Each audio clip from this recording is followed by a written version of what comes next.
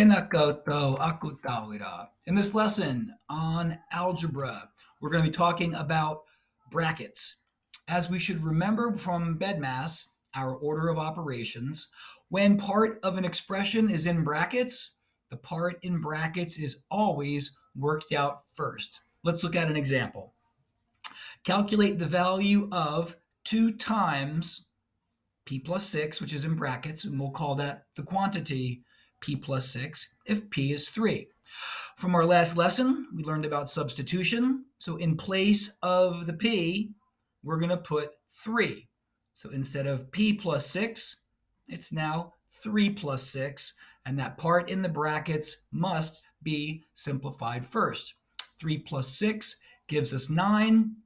Now we multiply 2 times 9, 18. And the tip, a number in front of the first bracket multiplies it.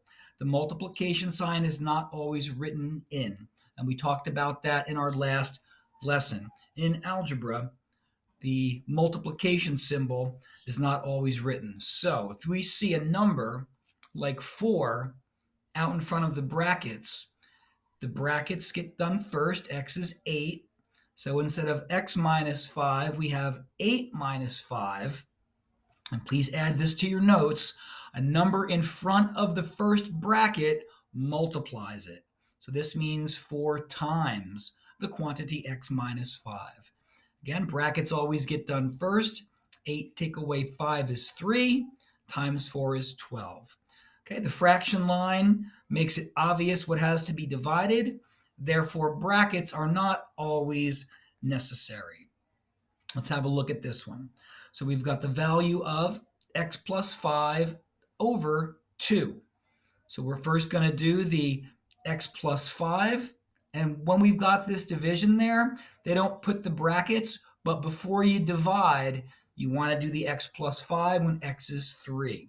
So x plus 5 becomes 3 plus 5. That gives us 8. Then you divide it. Okay, so a little tip here.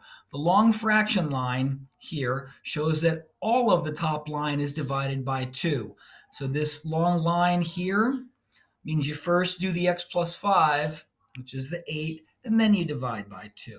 Okay, we're going to have exercise 1303 as some of our mahi kura today. Go ahead and get on that. Maori mahi, Maori ora.